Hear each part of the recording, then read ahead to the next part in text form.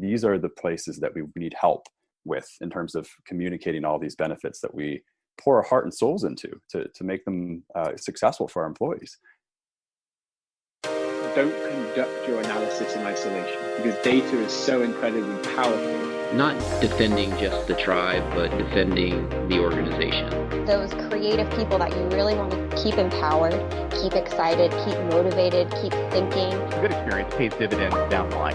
Stereotypes tend to break down in proximity. Welcome to We're Only Human, a podcast about human resources, business, technology, and the workplace.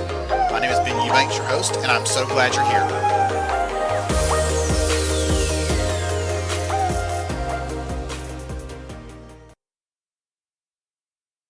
Hey everyone, it's Ben Eubanks, host of We're Only Human. I'm really glad to have you here.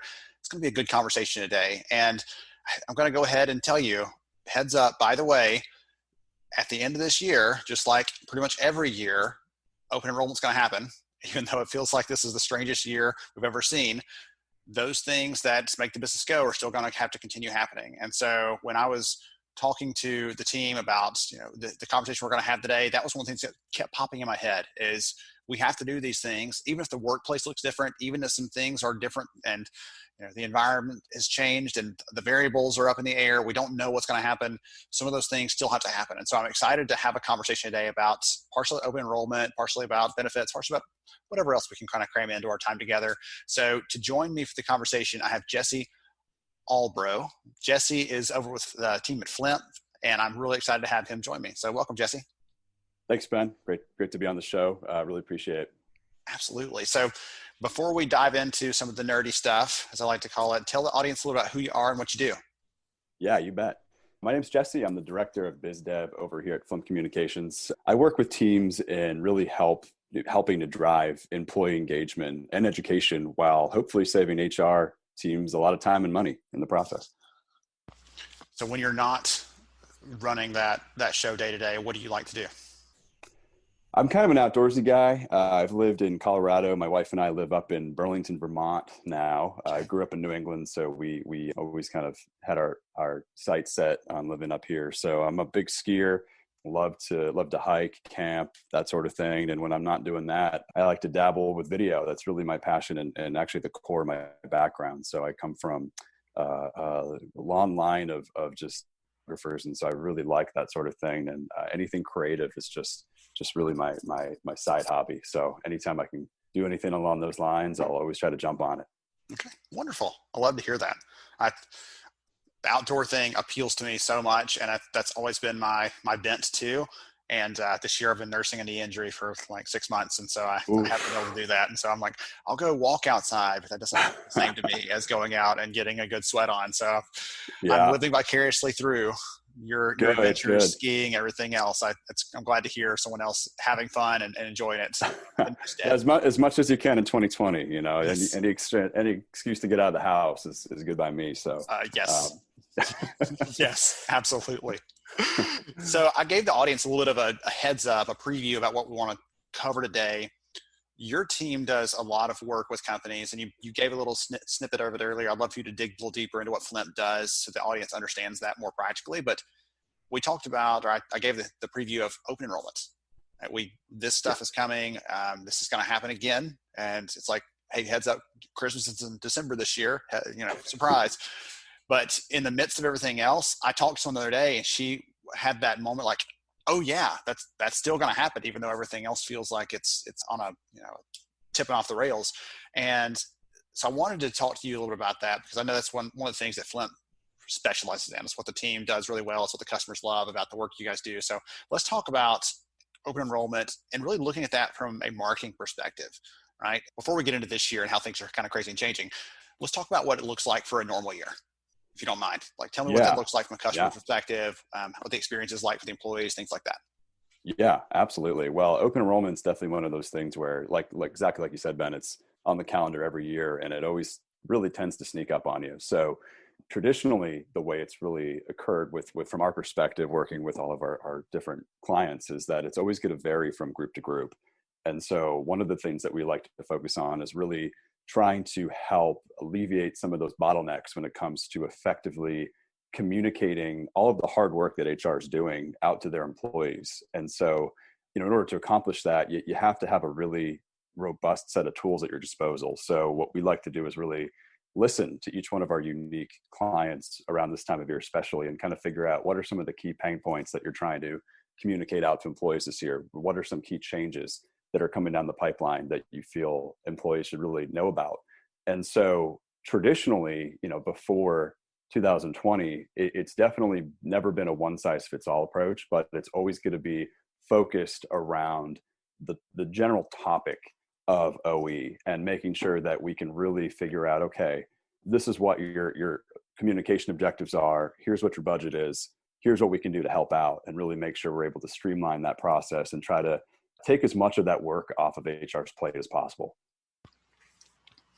I'm having some like cold sweats and flashbacks to the days of open enrollment, where I'm sending the world's longest email about the most complex topic that I have to talk to our employees about. And I'm thinking, if they read this, they're not going to understand it. And if they, they'll probably skim right over it. And then they'll come to me after I've sent the third notice and ask, hey, why are my benefits like still on hold? It's just a pain to have to deal with those things. And so I love the fact that, like you said, let's make this easy. Let's just take this off your plate if we can. Let's try to simplify this.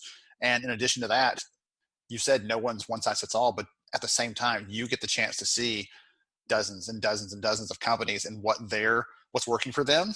And so you can blend those things over, I'd imagine. I don't know what words in your mouth, but I'd imagine you can blend those things over. Like, this is really working well this year because of this scenario or this industry, this format, this media, whatever it might be, to allow them to get the benefits of being able to see those other companies and what they're doing. Yeah, absolutely. And it's a great position to be in because we work with all different types of companies, all different sizes, all different industries. And, the common thread across all of those is that exactly like you said, Ben, it really boils down to you have all these great benefits that you offer, but there's always going to be that issue of trying to make it accessible for employees. And so that's always going to be a consistent theme for everybody. The variables are really going to come down to that employee's population, that employer's company culture. What are some of the things that they want to instill in their benefits communications beyond the actual benefits themselves? And so being in a position that I'm in, it's great and just really to be able to look at what the team is currently doing and say, okay, what's working right now? What's working within your current infrastructure, and are you seeing a lot of questions in specific areas? And then having a medium like video to fall back on and say, let's really focus on this one pain point that you seem to get a lot of questions around, and let's put together a piece that's going to be short and sweet that really addresses that particular topic and that particular question, and make it as digestible for that employee as possible, so we can cut down on the amount of questions that are coming to HR, and really not only help that employee understand what's available to him or her, but also give them a sense of comfort, with all the benefits that are being offered to them, and also use that as an opportunity to reflect their organization's culture and really, drive engagement and education at the same time. So it's great. And I've learned so much at the 7 years I've been with Flimp about things I never even would have imagined. But, for example, how certain industries within manufacturing are set up and how they typically communicate with clients versus folks that are more,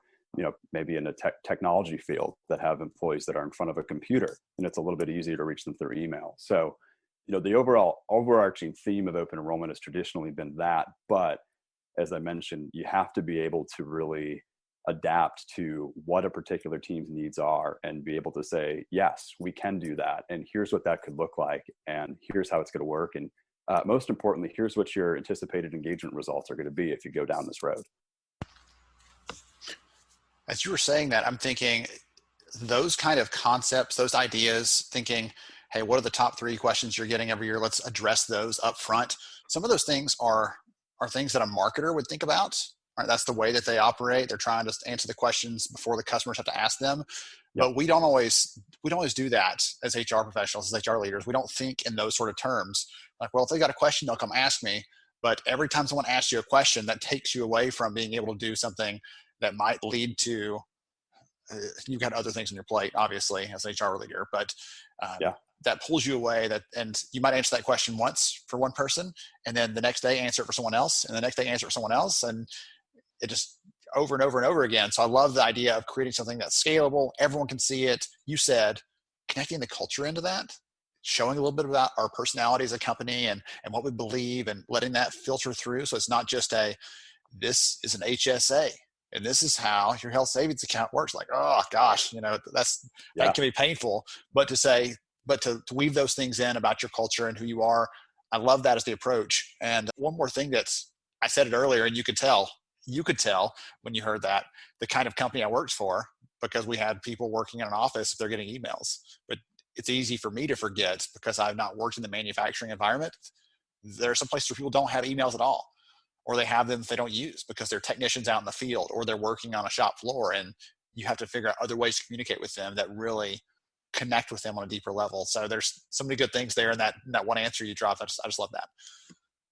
Great. Yeah. And I think you really hit the nail on the head when you mentioned marketing. I mean, it really comes down to two things, and it's content and it's distribution, engagement, and tracking. So you really have the need for that content, that material that's going to answer those questions, get people excited, get them engaged, get them involved. But the second piece of that puzzle is going to be on the distribution side of things. How do you then take that content and reach those employees that are out in the field, or maybe in a manufacturing environment, or in places that you're not typically going to be able to historically communicate digitally with them. And so what our focus on is really, okay, what are some things that you want to be able to really communicate effectively to your employees? What's your wish list? And so that's a question I always like to ask folks is, what are the pain points? Let's figure out a way to distill those pain points down into some really short, succinct, engaging videos, typically, and messages. And then where are your employees? What is their day-to-day like? How do we reach them? And on that front, email has traditionally been the way that most people think of digital communications, but it's really important to be able to weave in text messaging if possible. If you're able to text your employees, that's something that we're seeing more and more of these days. It's becoming kind of an expected form of communication. And then we can get really creative and do things like QR codes. So we work with a lot of folks in manufacturing as well as hospitality, a lot of large national chains that have thousands of restaurants throughout the country. And so the challenge there is you have part-time employees, you have full-time employees, you have management. How do you get them to engage and understand what's available to them? And so we might say, on the bulletin board, do a print flyer, and we can generate a QR code for you, put that on there. And so from the accessibility perspective of it, it's really, really important to be able to have that multi-channel approach where you can send it out as many different ways as you'd like, as many different times as you'd like. So that's always going to be the consistent scenario as well, is being able to say, we'll send it out, the content out, as many different times, as many different ways as needed. And based on that, we typically will see very high engagement rates averaging over 76%. So we're happy to say that it works. I have what seems like an elementary nuts and bolts kind of question, but you said short video. Can you define short? Is that 30 seconds? 2 minutes or less. Okay, 2 minutes or less. Yeah. That's where the engagement is. Going beyond that, and you see the drop off, I would imagine. Yeah. So it's also important to be able to track and measure all of this information you're sending out. And so we've done several case studies over the past 7+ years. And so what we've really found is that it's important to present information in an on-demand format where you can let the employee choose what he or she wants to learn about at that moment. And so the short form explainer video is just the perfect medium for that, where you can say, here's a list of topics. You can learn about any of these at your own pace. And to answer your question, Ben, that 2-minute mark is ideal. Sometimes they might go a little over, sometimes they might be a little bit less, and that's fine. But that's what I tell my clients is if you're looking to really see watch to completion rates in the 90+% range, you want to do it about 2 minutes. Okay, I knew that was something you probably have at your fingertips there, and we're talking about this idea of thinking more like marketers, and that's one of the things that I know is hard to do. I mean, I'm thinking about some of the concepts, some of the ideas, some of the terms that we try to get across in the normal open enrollment, especially if we're making a change or there's some new requirement around the benefits. there's not a lot of benefits that are easy to explain in that little bit of time, right? So you've got to be to the point. You've got to be really careful about what you put in there. And I think that's one of the important pieces of approaching this like a marketer. You don't jump in with all the details and say, let me lay all this on you. The new statute XYZ, like your people need to know, here's the essentials, here's the headline, right? I can just lead them right to those things. So okay. Yeah. And the way I think of it too, and explain it sometimes to folks, is it's like almost like a funnel where, you have that entry point, and when that's where you want to get the main message across. So using open enrollment as an example, you often want to have a 2-minute or roughly 2-minute video that announces OE, tells the employee, here's the absolute need to know information. These are the dates. These are the key changes. And then surround that information with the deeper dive information and let the employee then decide what they want to learn about at that moment. So one of the things that we really have always stressed is that digital communications has the advantage of being accessible throughout not only open enrollment, but the year as well. So what we'll usually see is you'll send out an open enrollment push. We call them tracked digital postcards. And those are going to be that microsite that's going to go out to somebody. It could be through email, text message, QR code, et cetera. And a lot of times you'll have a 2-minute open enrollment video on there that lets that employee know, here's the deal. Here's what's happening. Here's what you need to do. But then here's access to all of the other information that you could ever want. And what folks will do is they'll often open that up, could be on their smartphone, their tablet, their computer, wherever. They'll watch that first video and have a good understanding of what next steps are. But then now that that's open on their phone, their computer, they can then take that home, share it with their spouse, their dependent, their family, and go back and revisit things and understand, okay, what was the changes to the PTO policy this year? Boom, here it is. Here's a little video or section of a video that explains that. And so that's something that is also really important, is it's not ever going to be a one and done communication. The push is essential to get the initial engagement, but after you have that, you also need the pull. So just like marketing, it is very similar, and there's a lot of parallels between effective open enrollment communications and marketing. You said spouse a second ago, and I'm thinking back when my wife, so the last time my family personally had insurance through an employer, it was through my wife's employer.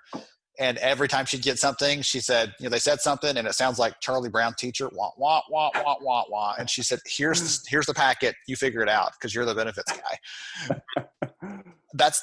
It's silly. It's funny. Right? We laugh about it because it's true, but that's the reality for a lot of people, is that I can tell you, hey, you can have a meeting at work to hear all about this, come down to the office. But there are people that are like, hey, my spouse is the person that handles these things. Like, let's make sure that it makes us accessible to them, not just accessible to me where I can get there, but accessible to the people that help me make these decisions and that need to weigh in on this and those kind of things. So that was one of the things I thought of when you said that. Was my wife was like, please don't ever, nothing can ever happen to you because I'll never know what to do with this benefit stuff, basically. Right.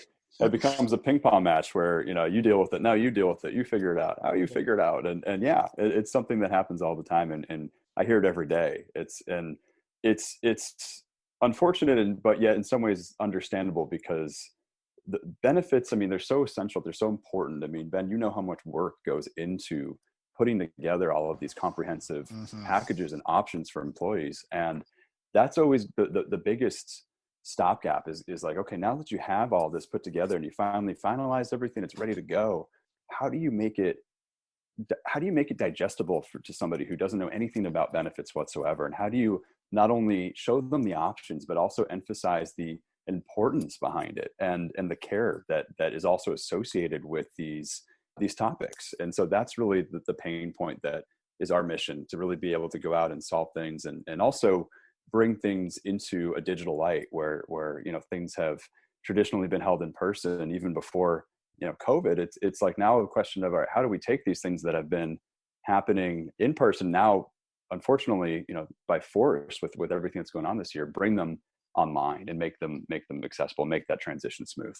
So I had actually meant to ask you a little bit ago about what was going to happen in the past, and then ask you about what's going to happen in the future. I wanted to kind of connect those two things, and I got all hung up in the nuts and bolts and all the exciting pieces of how that works. But I'd love for you to put on your forecaster hat for a second and think about what's next. What is this coming year going to look like, or even the years beyond this? Because my sense is where the research is showing that companies are making changes now, not just for the foreseeable future, but for, long term in some cases, about how they're going to bring people to the workplace, things like that. I know that doesn't affect everyone, but I'm curious, how is what's happening in the world going to change what open enrollment looks like going forward?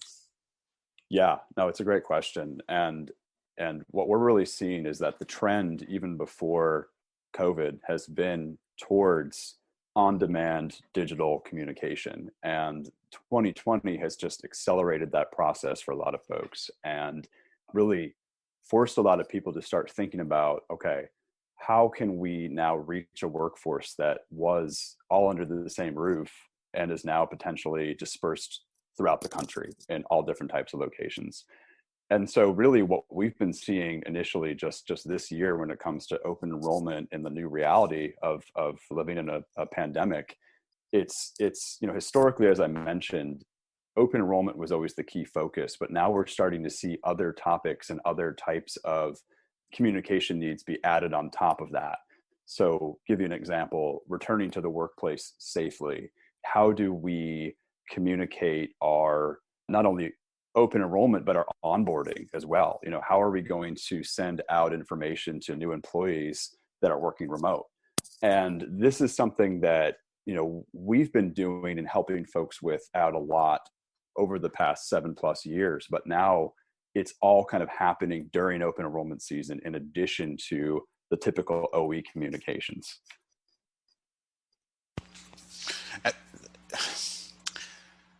I feel like this year has been the year for a lot of companies to get serious about communications overall. And I don't know if you've seen that from your perspective, but because you have that lens across a lot of your customers, but it feels like, just watching from the outside in, from my perch here, companies have really gone deep into trying to over communicate, trying to share everything they can, because sometimes it feels like week to week, even the truth is changing or it's evolving. What we need to be doing is shifting. And because of that, they're having to be more targeted and more intent about their communication to their people. And it was my guess is that that kind of thing is going to bleed over into just how they're communicating to whether it's benefits or whether it's other new policies, it's new changes, things like that. I think that sort of, in a good way, that's one of the good outcomes of this, is companies are actually really communicating with their people for the first time in a solid way that they have a plan behind it. Yeah, and that is definitely a silver lining of this whole situation, is that folks are now looking to do it not only to make their internal processes easier, but also make it easier for the employees. That's really what this is all about, is making all this information that you get as an employee of a company just translating into a language that people can understand, but also letting them know when and where to access things. And so this year, that's exactly right. And what we're seeing is that with the need to now have to do everything online, in-person meetings are happening less and less. And again, this was even the trend before 2020, where folks are looking to save cost and time and money by either supplementing or in a lot of cases completely replacing the in-person meetings and the travel. And so with the situation that's happening, that's something that we're seeing even more of, where people are looking to not just go beyond open enrollment. Okay, that's important, but what about all the other benefits, the voluntary products that we offer? Also, how do we help employees choose the right healthcare plan once they've actually learned about them? And so that's where a decision support tool can be really helpful, which we do help a lot of folks out as well. We have 2 decision support tools, one for voluntary, one for voluntary supplemental. So it all goes back to that flexible approach where, we have this toolbox at our disposal as Flimp, where we like to say, okay, what are the pain points? And as you probably can imagine, people are always happy to let you know, these are the things that we're struggling with. These are the places that we need help with in terms of communicating all these benefits that we pour our heart and souls into to make them successful for our employees. And we can say, no problem, this is what we're going to do. We're going to do a push communication around this, and then with the decision support tool, maybe we'll add that as well. If you have a new, let's say, high deductible health plan that you're rolling out for this year, and you want to let people understand how that works, and maybe increase some enrollment numbers around that just based off of your employee demographic. So the word that I say constantly when I speak with my clients on a day-to-day basis is flexibility. And we need to really be able to, the first and foremost, listen to what teams need, and then be able to meet those needs with really affordable yet effective solutions. So let's talk about you've listened to the podcast before. One of the things I'd love to do is to give people who are listening some ideas, some practical tips, things like that. So we've talked about some really amazing things today. I've got some good notes over here from the conversation, but I'd love to know do you have any stories or examples, case studies, something that some of your customers are doing that's working well for them that someone else can say, oh, that's a great idea. I can leverage that idea. Anything like that you'd be willing to share? Yeah, absolutely. One of the recent success stories that comes to mind, we had a group that came to us that was undergoing major benefit carrier changes across the board, in addition to a rebrand. And so, they came to us, they found us on Google the old fashioned way. And they came to us and they were like in a panic, oh my gosh, I don't think you're going to be able to help us. Like, what do we do? And so, first thing I'll say is take a deep breath, look at the issues that you're facing and figure out what the main priorities are for the things that you want to communicate. And so what we ended up doing for them is we put together a year-round communication strategy where we started with open enrollment. We said, let's start small. You don't have to do everything at once necessarily. And let's figure that out first, because that's the main priority. And so we were able to take not only the new benefits information, but also their rebrand. So we looked at their new branding guidelines. We said, we'll help you with that. We'll put together some really nice pieces for you that you can then use for your benefit guides and kind of distribute that internally amongst all of your collateral. And then we started with that, pushed that out. They saw high engagement rates, and we said, all right, what's next? What can we do next to make this transition as easy as possible? So it's really about, think of the list of topics that you are struggling with or having a lot of questions surrounding, and prioritize that list. Okay, where do we start with that, and how can we effectively get the ball rolling as soon as possible to help nip some of these problems in the bud, really, and get the word out fast. And so with this team, we were actually happy to see that their engagement results were very, very high. Employees responded very positively to it. And even with all of the major benefit carrier changes and the rebrand, they actually had the fewest amount of questions directed towards HR that they've ever had. And so we were just thrilled to hear that. And the client was obviously very happy as well, as were the employees.